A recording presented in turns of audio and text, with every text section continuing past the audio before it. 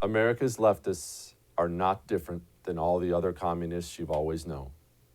There, that's like 3 or 4 times I've already said that this show. You're just gonna start throwing things at the TV every time I say it.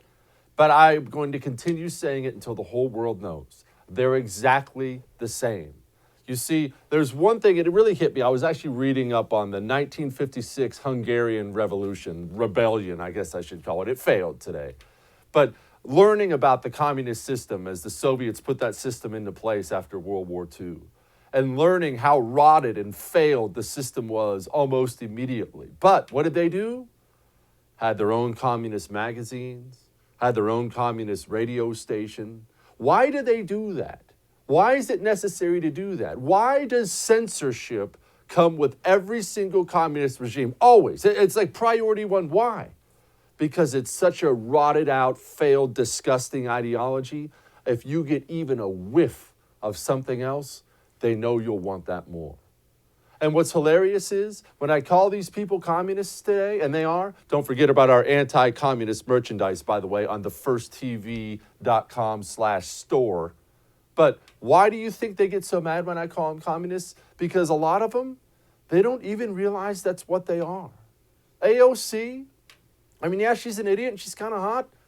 She's a communist. And they don't even realize that she says things like this. She doesn't realize she's using the same words. Guys like Khrushchev probably have an exact quote that sounds exactly like this.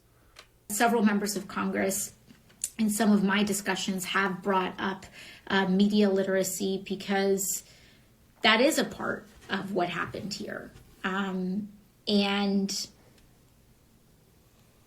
we're going to have to figure out how we rein in our media environment so that you can't just spew disinformation and misinformation. Are you listening?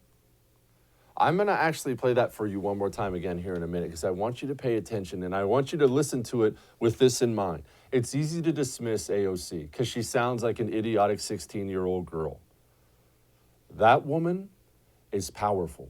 She has a gigantic social media following. She'll never be censored. She's also extremely young. Nancy Pelosi was born just after Moses. She's almost gone. AOC is going to be in Congress for the next 20 or 30 years if she wants, if not the United States Senate. This is not just some moron. Don't dismiss her right now. Listen to this again and listen well. This is how these people think. Several members of Congress in some of my discussions have brought up media literacy because that is a part of what happened here. And